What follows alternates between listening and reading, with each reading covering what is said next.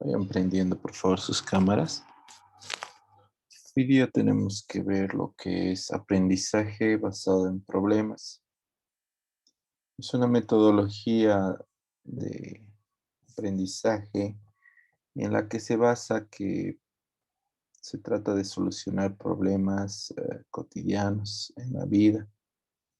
Es una nueva metodología de aprendizaje para facilitar la resolución de problemas que aparecen en la vida.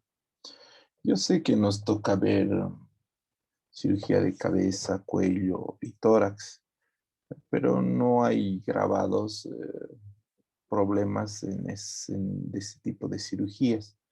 Pero sí existe procesos de aprendizaje basado en problemas en vesícula y apéndice, que son dos patologías bastante comunes que nos van a ayudar a hacer la transposición en conocimiento. Hoy día vamos a analizar un video de aprendizaje basado en problemas de la colecistitis y vamos a ver cómo se aplica para nuestros pacientes y nuestra vida.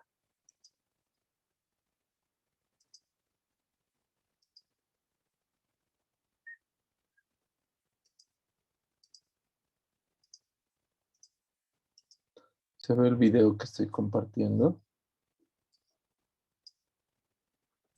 Sí.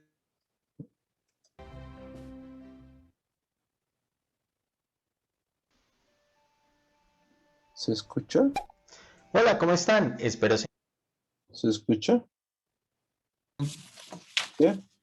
Sí, se escucha, doctor. Marisol, tu cámara. Doctor, ahorita te prendo mi cámara. Ah, ya.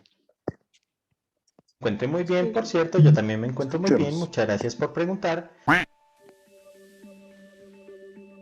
Vamos a analizar el caso clínico de colecistitis aguda. Entonces se trata de una mujer de 52 años quien consulta por un cuadro de dolor abdominal.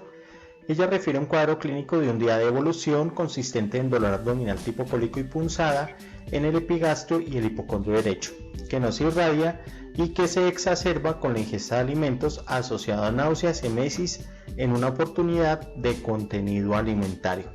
A la revisión por sistema sin fiebre, sin ictericia, sin acolia, sin coluria, sin disnea, sin sintomatología respiratoria, sin diarrea, sin disuria, sin sangrado o flujo vaginal y la última comida hace 5 horas al momento del ingreso. Dentro de los antecedentes, la paciente es hipertensa, tiene un antecedente quirúrgico de una apendicectomía hace 12 años y farmacológicos, consume losartán 50 miligramos vía oral al día. Al examen físico ustedes la encontraron consciente, alerta, orientada, sin dificultad respiratoria, tiene una frecuencia cardíaca de 90, una frecuencia respiratoria de 18, una presión arterial de 138/72 y una temperatura de 36 grados centígrados.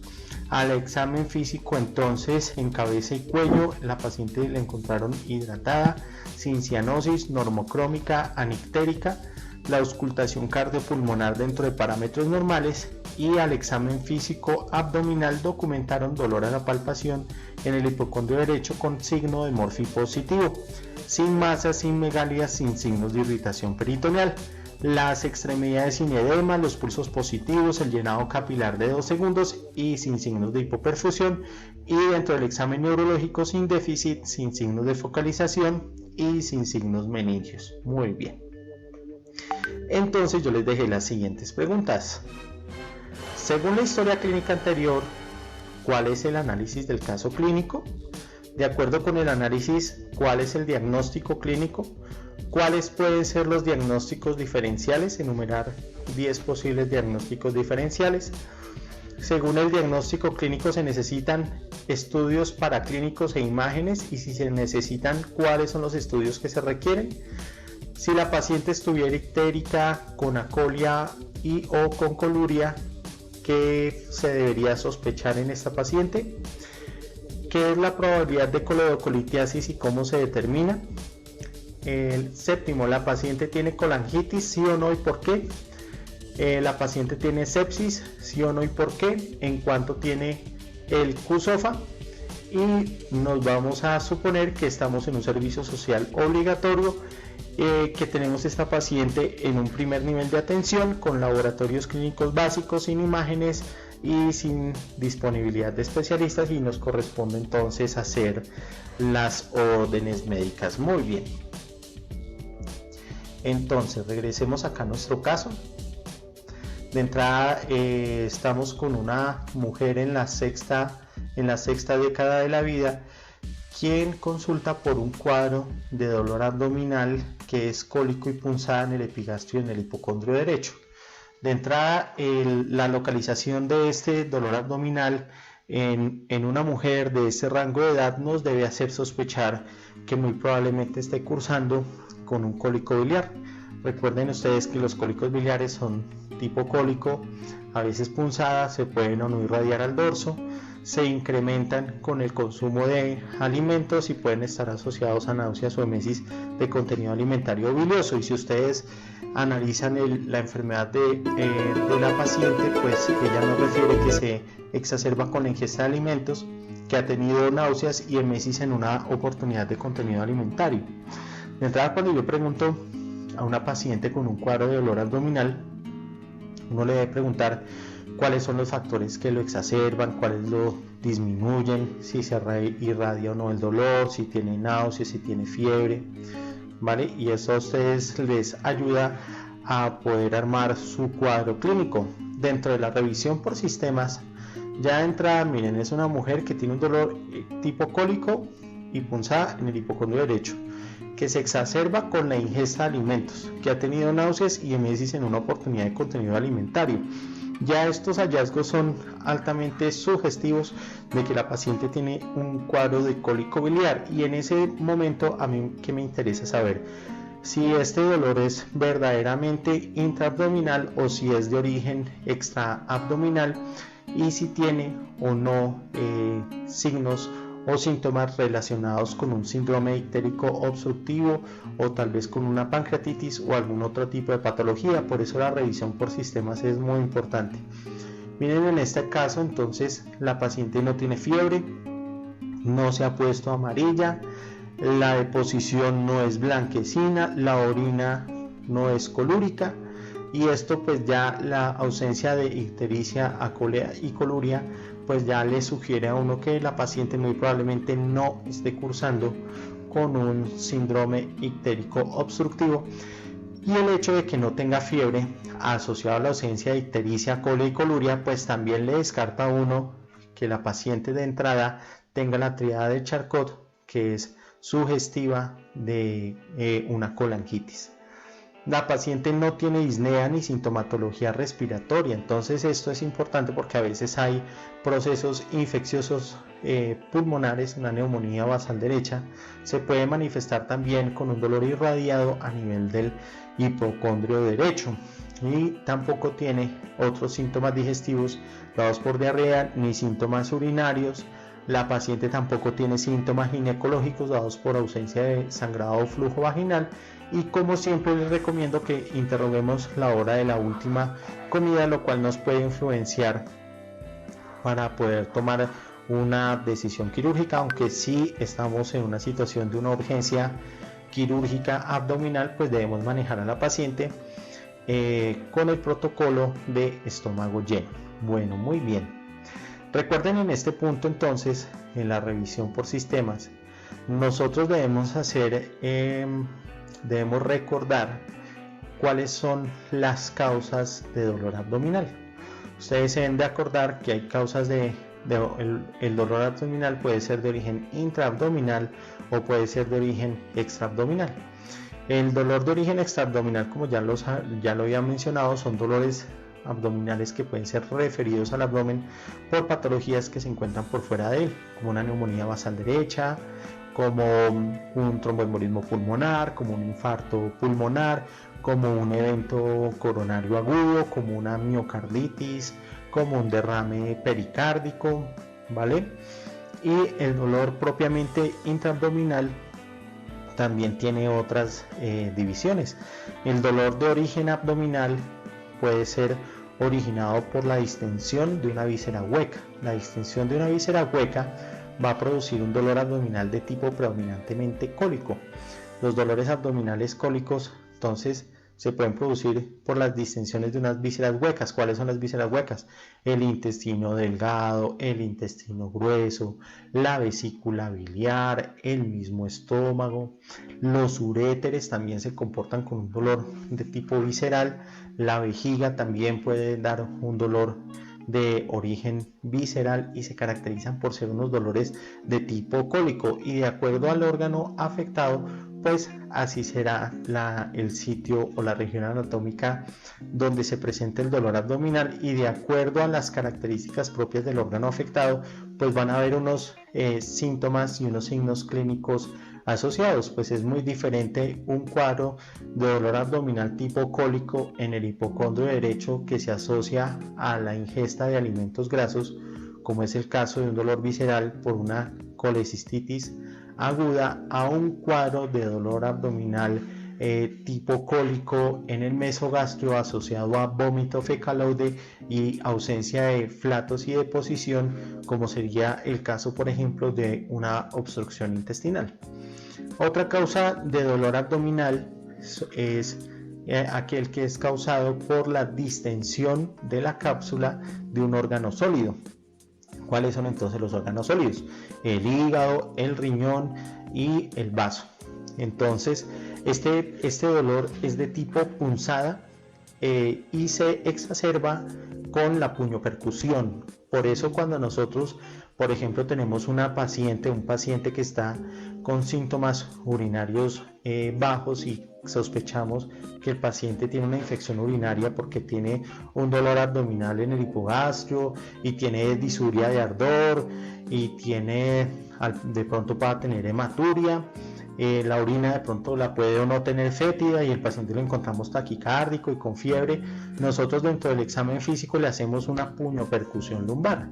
El hecho de hacer la puñopercusión lumbar es para poder determinar si la cápsula de los riñones se encuentra distendida por un proceso inflamatorio, y eso nos ayuda a descartar, por ejemplo, si el paciente está cursando con una pielonefritis, y una maniobra similar la podemos realizar a nivel del hipocondrio derecho o del hipocondrio izquierdo para poder determinar si el paciente está cursando con abscesos hepáticos o abscesos esplénicos o algún otro proceso inflamatorio como una hepatitis. Esto puede dar un origen a un dolor de tipo punzada secundario a la distensión de la cápsula de una víscera sólida. Otras causas de dolor abdominal, recuerden ustedes, son los dolores abdominales de origen vascular. Los dolores abdominales de origen vascular se pueden producir por oclusión de los vasos arteriales o de los vasos venosos. Y esta oclusión pues puede ser de origen trombótico o de origen embólico, y esto también produce unas características propias del dolor abdominal.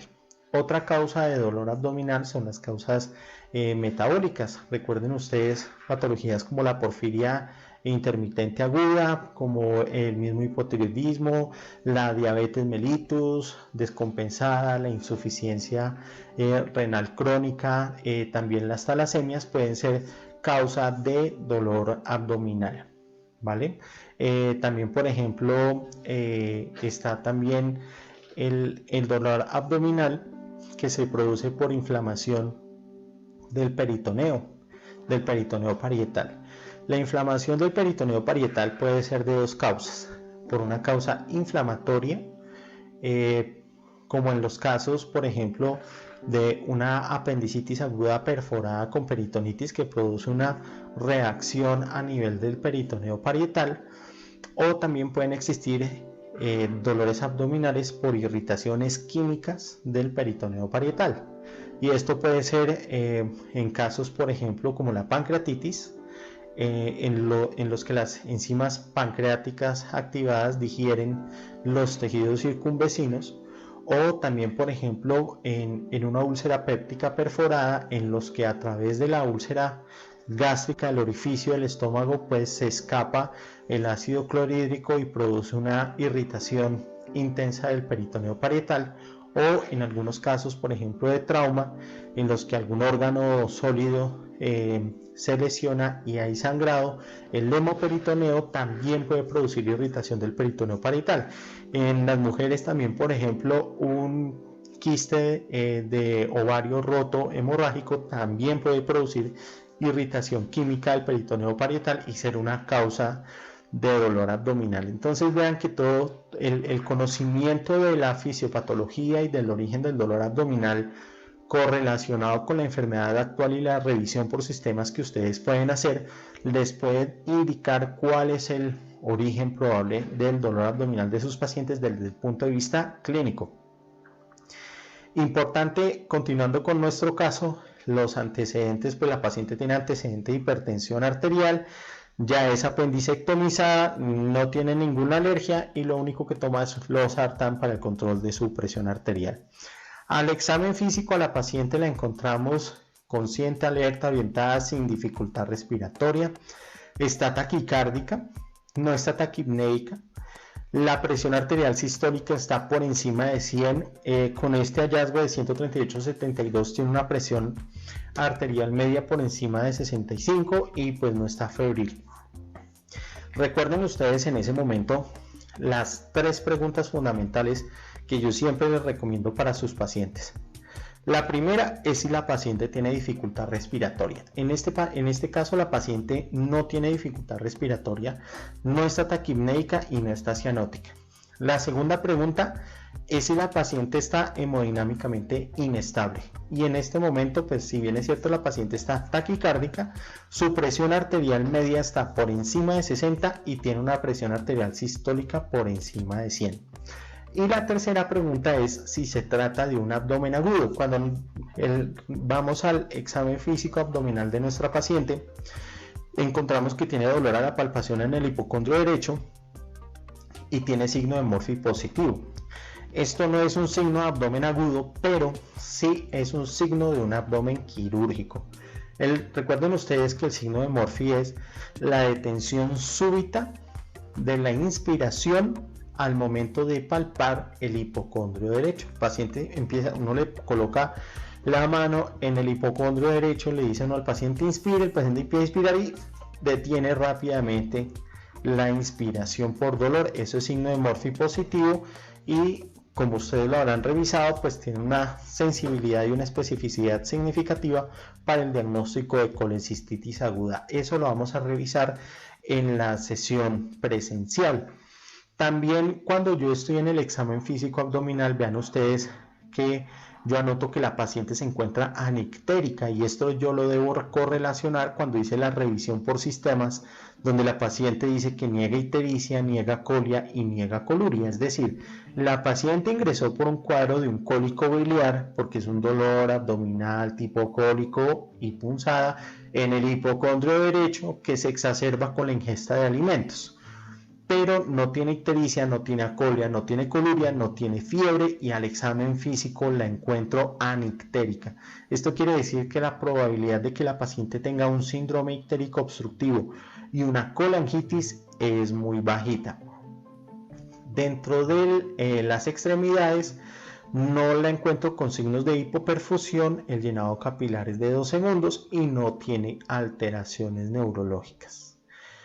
Entonces, de acuerdo con lo anterior, ¿cuál es el análisis del caso clínico? Pues que se trata de una mujer en la 6ª década de la vida quien ingresa por un cuadro clínico de cólico biliar, quien al examen físico la encontramos con unos signos altamente sugestivos de colecistitis aguda y con una probabilidad baja de coledocolitiasis, dado que no tiene ictericia, acolia ni coluria y que tampoco tiene signos de colangitis, dado que tiene ausencia de la triada de Charcot. ¿Vale? De acuerdo con el análisis que hicimos, ¿cuál es nuestro diagnóstico clínico? El diagnóstico clínico en esta paciente es que la paciente tiene un cuadro clínico de cólico biliar y muy probablemente una colecistitis aguda. ¿Cuáles son los diagnósticos diferenciales? Enumeré 10, pues ya se los mencioné anteriormente. De acuerdo al origen del dolor abdominal, y a los posibles órganos afectados, pues existen causas intraabdominales y extraabdominales de dolor abdominal, y eso lo revisaremos en nuestras sesiones académicas presenciales. Según el diagnóstico clínico, ¿se necesitan estudios paraclínicos y de imágenes? En este caso, la respuesta es sí. A todo paciente con sospecha de patología hepatobiliopancreática, el primer examen imagenológico que siempre se les debe de solicitar es una ecografía de hígado y de vías biliares.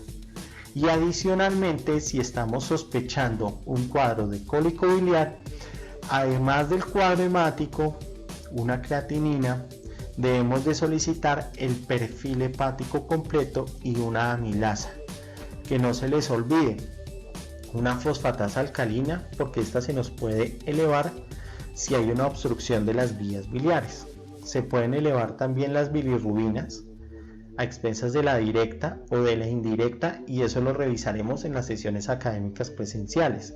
Hay que solicitar una AST y una ALT, porque estas también se elevan, no solo en casos de colecistitis aguda, sino en casos de síndromes ictéricos obstructivos o en casos de procesos inflamatorios propiamente hepáticos, las hepatitis virales o de otros tipos, y eso también lo vamos a revisar en las sesiones académicas presenciales. Entonces, por favor, nunca se les olvide, si tenemos un paciente o una paciente con una patología hepatobiliopancreática, le solicito cuadro hemático, creatinina, fosfatasa alcalina, amilasa, AST, ALT, bilirrubina total, bilirrubina directa y una ecografía de hígado y de vías biliares. Si el paciente tuviera ictericia, colia o coluria, ¿qué deberíamos sospechar? Pues que la paciente tiene muy probablemente un síndrome ictérico obstructivo, y deberíamos ir a descartar la presencia de una colangitis. En la pregunta 6 está: ¿qué es la probabilidad de coledocolitiasis y cómo se determina? Entonces recuerden, la coledocolitiasis la determinamos como de baja probabilidad, probabilidad intermedia y probabilidad alta. Si yo tengo un paciente o una paciente que está con un cuadro de cólico biliar, que está ictérico, que tiene coluria, que tiene acolia, que le solicito los paraclínicos y muestra que tiene cálculos en la vesícula, dilatación del colédoco, cálculos al interior del colédoco, y las bilirrubinas totales están aumentadas, la fosfatasa está aumentada y las transaminasas, pues se trata de una paciente que tiene una probabilidad alta de coledocolitiasis. Si por otro lado el paciente está o la paciente está con cólico biliar, con colecistitis, pero la vía biliar es de calibre normal, es decir, no está dilatada, si no tiene cálculos al interior del colédoco, si la fosfatasa alcalina está normal, si las bilirrubinas son normales, si las transaminasas son normales, pues la probabilidad de que tenga coledocolitiasis es baja. Entonces, si yo tengo un paciente con una alta probabilidad de coledocolitiasis, el paciente o la paciente requiere una desobstrucción de la vía biliar a través de un estudio de CPRE, una colangiopancreatografía retrógrada endoscópica con extracción de cálculos. Y después de eso debo llevar al paciente a realizarle una colecistectomía. Si por otro lado el paciente tiene una probabilidad baja de coledocolitiasis porque no tiene dilatada la vía biliar, porque el perfil hepático le salió normal, este paciente tiene indicación de colecistectomía por vía laparoscópica. Pero tenemos algunos casos en los que a veces la vía biliar aparece de calibre normal o no hay evidencia de cálculos al interior del conducto colédoco, pero el paciente puede tener una ligera alteración de la fosfatasa alcalina, de las transaminasas o las bilirrubinas. En ese caso, pues sería arriesgado llevar al paciente a colecistectomía y dejarle cálculos que no hayamos identificado al interior de la vesícula biliar, del conducto colédoco. Pero por otro lado, sería muy mórbido a un paciente que tiene una vía biliar de calibre normal llevarlo a CPRE y que de pronto tenga alguna complicación de la CPRE. Recuerden que las complicaciones más frecuentes de la CPRE es el sangrado de la papila, la perforación a nivel de la ampolla de Bátero del duodeno y la pancreatitis. No deja de ser un procedimiento que tiene una comorbilidad importante. En esos casos en los que tenemos pacientes con probabilidad intermedia de coledocolitiasis, los llevamos a colangioresonancia o a una ecoendoscopia. Si la colangioresonancia o la ecoendoscopia muestran que tiene cálculos al interior del colédoco, llevamos los pacientes a CPRE y luego los llevamos a colecistectomía. Si la colangioresonancia o la ecoendoscopia no demuestran presencia de cálculos al interior del colédoco, llevamos a los pacientes a colecistectomía laparoscópica. Recuerden ustedes estudiar muy bien este tema, revisarlo, llevar sus anotaciones, sus inquietudes, porque las resolveremos en nuestras sesiones académicas presenciales. Continuemos acá. Dice, ¿la paciente tiene colangitis? ¿Por qué? La respuesta es no. La paciente no tiene colangitis porque la paciente en este momento no tiene la triada de Charcot, no tiene ictericia, no tiene fiebre, lo único que tiene es dolor en el hipocondrio derecho. Esto no quiere decir, recuerden ustedes, que la sensibilidad y la especificidad de la triada de Charcot para el diagnóstico de colangitis es de cerca del 85%. Eso quiere decir que van a haber cerca de un 15% de pacientes que no tengan la triada de Charcot y sí pueden tener colangitis. Esto lo vamos a revisar más adelante en el siguiente módulo. Pero hasta este punto, con los hallazgos clínicos de esta historia clínica, la paciente no tiene colangitis. ¿La paciente tiene sepsis? La respuesta es no. ¿Vale?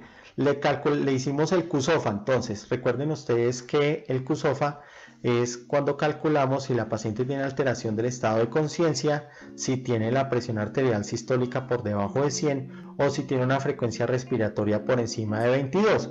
En este caso, pues la paciente tiene su presión arterial sistólica por encima de 100, está con un Glasgow 15-15, no tiene alteración del estado de conciencia, está consciente, alerta, orientada en las 3 esferas y su frecuencia respiratoria es de 18.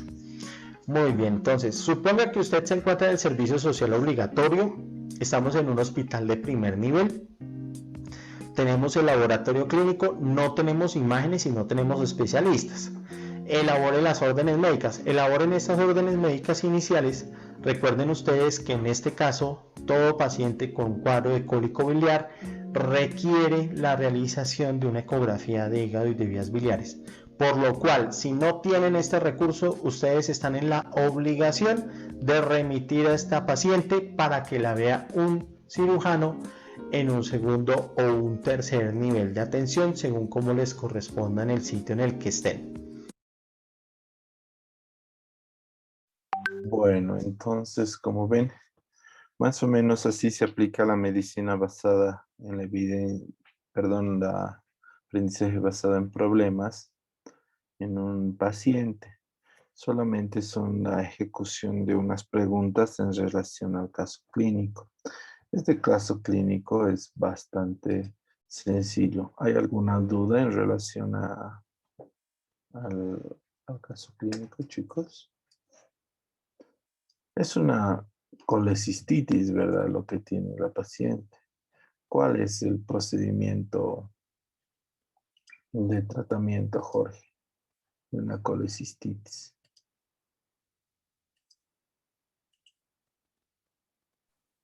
Buenos días, doctor. Sería una colecistectomía laparoscópica, ¿no? A lo que mencionó el doctor. Muy bien. Entonces, ¿estás de acuerdo, Marisol?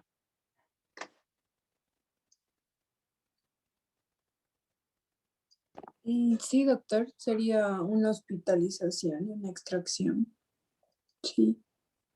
Rodrigo, ¿le vamos a explorar la vía biliar a este paciente? Sí, doctor, se explora en busca de cálculos. No, de- en este de- paciente no. No te olvides que ha dicho que no hay datos para cálculos en la vía biliar. No se le explora porque es un procedimiento más agresivo y tiene morbilidad. Entonces veremos cómo se hace una colecistectomía laparoscópica. Colocando un trocar subumbilical, un trocar epigástrico y dos trócares en el... ¿Se ve bien? Sí, Perdón, doctor, se doctor. ve bien. ¿Se ve bien? ¿Se escucha? Sí, Sí, doctor. doctor, se ve bien, se escucha bien. hipocondrio derecho por debajo del reborde costal. Desde el umbilical conectamos la óptica con la que estamos observando la imagen en este momento y del trócar epigástrico se introduce el hook de 5 milímetros para la disección.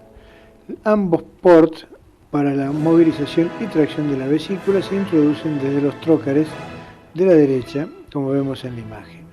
Comenzamos realizando un ojal en la serosa del mesovesicular próxima al borde hepático y desde allí descendemos hacia abajo abriendo la serosa siempre con el electrodo del hook observándolo por transparencia para seccionar solo la capa serosa y dejar el tejido adiposo subyacente como vemos en la imagen para la movilización y disección posterior para la exposición de las estructuras del pedículo vesicular. Rotamos con el trocar que estamos tomando con el grasper del bacinete, lo exponemos hacia arriba y a la línea media para exponer su cara derecha y continuamos la sección del peritoneo de la cara derecha desde el pedículo vesicular hacia arriba, exponiendo la cara derecha del triángulo de Calot para liberarlo y despojarlo de la envoltura serosa. Una vez hecho este tiempo, volvemos otra vez a la cara izquierda. Allí vamos a ver las dos estructuras que se vislumbran entre el tejido adiposo que las envuelve, que con una pinza de disección comenzamos a separar. Liberamos todo el tejido adiposo que envuelve. Entonces, Jorge, ¿qué estructura crees que es esta que está aquí adelante de la pinza que está exponiendo?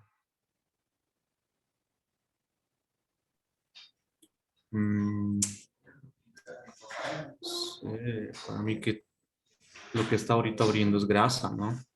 Claro, pero ¿y esta estructura que está individualizando?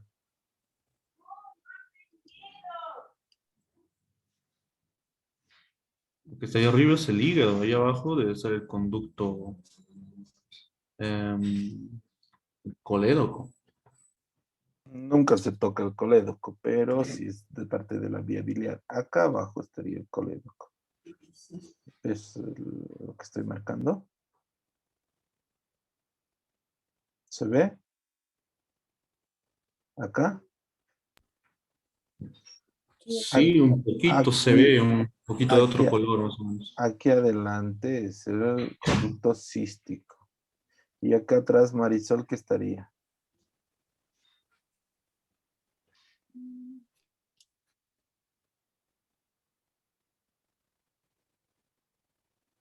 ¿Qué estructura estaría?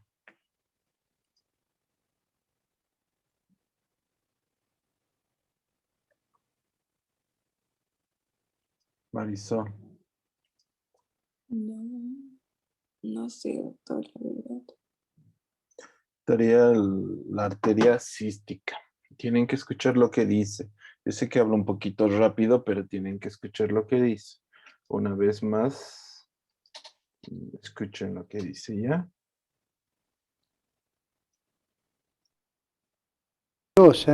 Siempre con el electrodo del hook observándolo por transparencia para seccionar solo la capa serosa y dejar el tejido adiposo subyacente como vemos en la imagen para la movilización y disección posterior para la exposición de las estructuras del pedículo vesicular.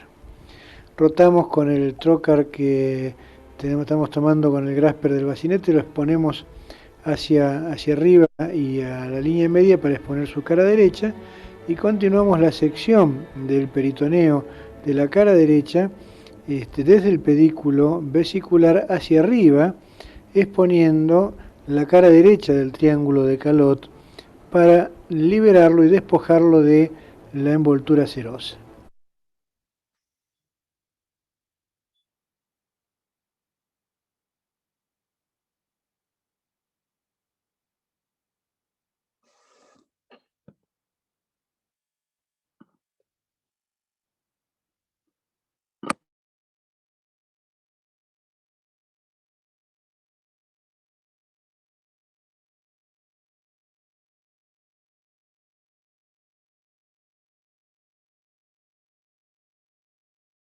Una vez hecho este tiempo, volvemos otra vez a la cara izquierda.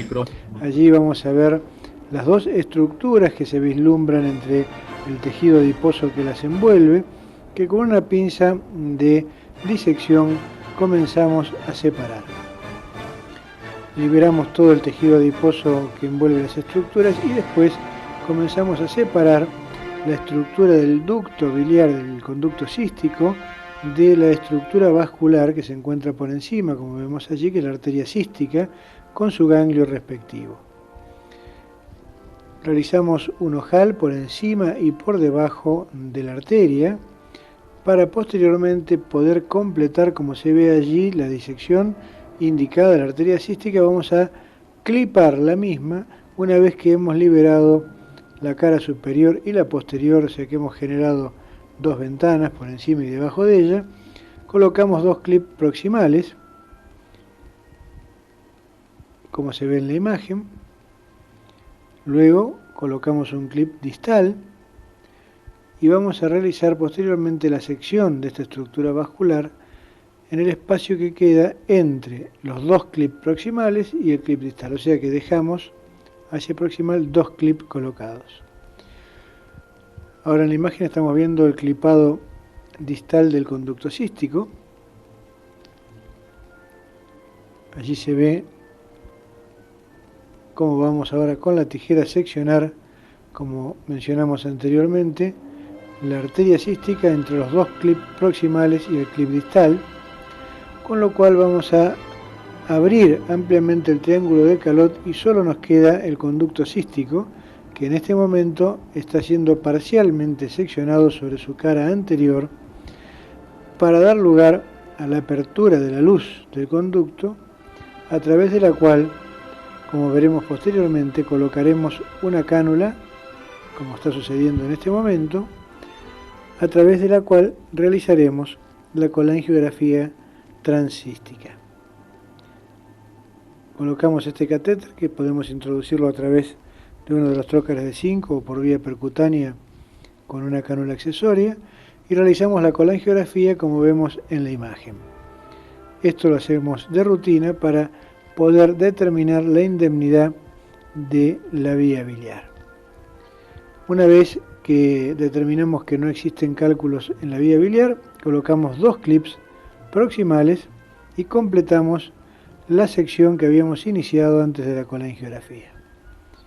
Terminado este tiempo, volvemos a inspeccionar el pedículo, nos aseguramos de que las estructuras están adecuadamente clipadas y comenzamos la liberación de la vesícula de su lecho hepático. Exponemos la cara izquierda de la vesícula y de arriba hacia abajo vamos haciendo la sección de la serosa de su meso y continuamos la disección en profundidad del tejido adiposo y las pequeñas estructuras vasculares que pudieran transcurrir por ese meso vesicular. Una vez que nos alejamos del pedículo, procedemos a realizar una tracción del bacinete hacia arriba, hacia el cenit, exponiendo la cara inferior de la vesícula y después, empujándola hacia la línea media, exponemos la cara derecha de la misma y, como vemos en la imagen, continuamos la sección de la serosa vesicular hacia la base de la vesícula, hacia el fondo, de uno y otro lado de la vesícula, a la derecha y a la izquierda. Aquí vemos nuevamente del lado izquierdo, venimos descendiendo para exponer el remanente de mesovesicular, que vamos a ir seccionándolo a medida que lo vamos pediculizando con el hook. Esta maniobra, si la realizamos en el plano adecuado, como vemos en la imagen, debe ser prácticamente exangüe. Cuando agotamos la cara ventral, volvemos nuevamente a lateralizar la vesícula y otra vez desde el fondo hacia abajo, desde su cara izquierda, comenzamos a pediculizar nuevamente toda la superficie que se encuentra adherida de la vesícula al lecho hepático. Volvemos a repetir una y otra vez esta maniobra a medida que procedemos a liberar la vesícula del lecho hepático, ascendiendo por la cara hepática de la vesícula hasta llegar al fondo propiamente dicho. Allí nos encontramos a nivel del fondo y antes de concluir la sección completa del meso volvemos a inspeccionar el pedículo comprobando que este se encuentra adecuadamente clipado y que no hay ni bilirragia ni hemorragia a nivel del mismo. Realizado esto, tomamos la vesícula del bacinete, la introducimos dentro del trocar de 10 milímetros y la extirpamos a través del orificio de dicho trocar. Concluida esta maniobra, vamos a colocar, sacando por contrabertura uno de los Grasper, introducimos una cánula K9 justamente para colocar un drenaje subhepático que va a salir por contrabertura para tener un control en las primeras 12 horas del posoperatorio, con lo cual queda concluida la intervención.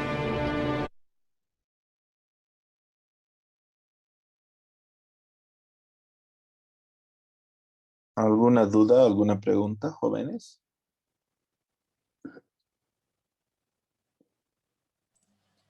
Doctor, ¿la colangiografía intraoperatoria se va a hacer en pacientes que igual se confirma que no tenían cálculos? Ese doctor lo hace de protocolo, pero si has escuchado en el ABP, si tienes dudas, si es muy delgadita la vía biliar, ya no hacemos. Pero si tienes dudas, le puedes hacer una colangioresonancia, es decir, antes de la cirugía. O si en el transoperatorio vos encuentras que el cístico está muy grueso, ahí justifica de vía. Pero si no, no. Gracias, doctor. ¿Alguna otra duda?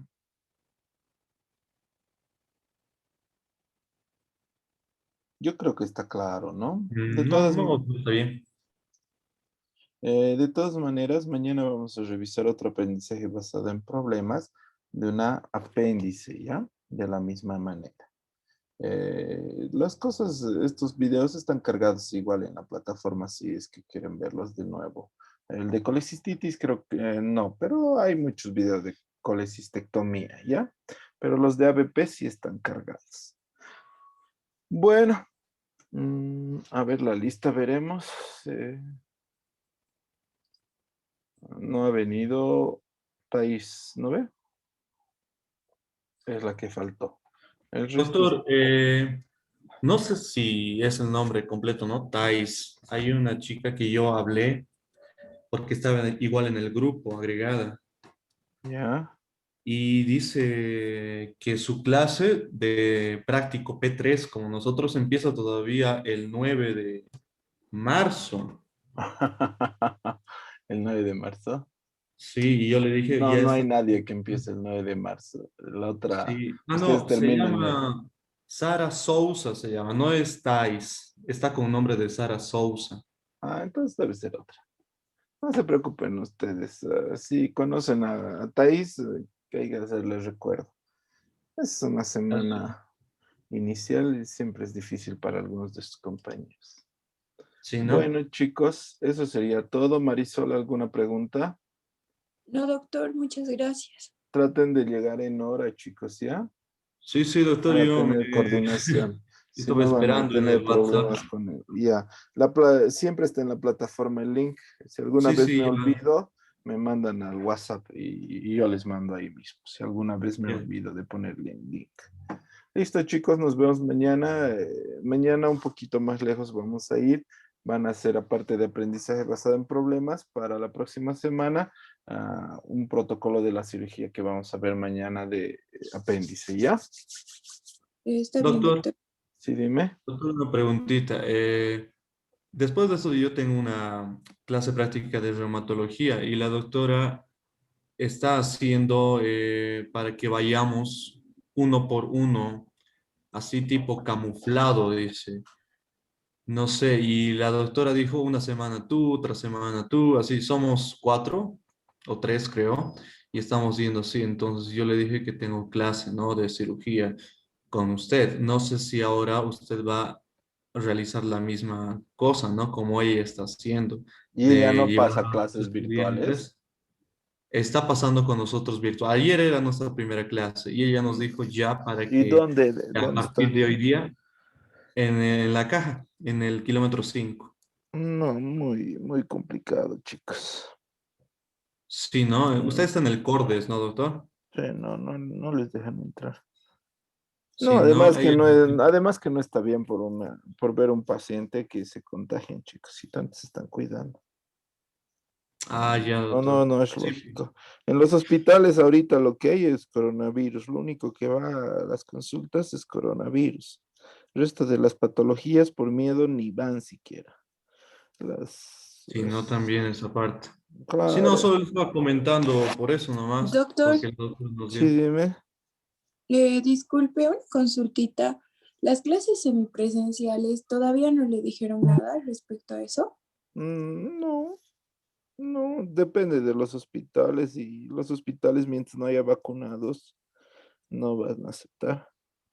Ah, ya, doctor, está bien. Muchas Sí, gracias. porque además hay muchos de ustedes que no están en Cochabamba y algunos que Sí, están. por eso le preguntaba. Por ejemplo, yo no estoy y para No, volverme. yo les voy a avisar cuando hay alguna información Muchas gracias, doctor. de la coordinación ya, chicos. Pero mientras Ah, tanto doctor. podemos aprender viendo. Al final de cuentas nos toca ver cirugías, ¿no? A nosotros. Y Sí, a doctor. veces en video se ve mucho mejor que en la misma cirugía se han entrado ustedes. Si han entrado, no se ve mucho. En el video Sí, siempre se ve doctor. más. ¿Listo? Claro, claro, sí, doctor. Bueno, de todas maneras, siempre presencial yo proponía, pero en el coronavirus no da esas cosas. Cuídense, Sí, doctor. chicos, y nos vemos Muchas entonces gracias, la doctor. próxima clase. Listo, gracias, doctor. Chao, chao. Listo, Hasta listo. luego, doctor. Chao, chao, chicos.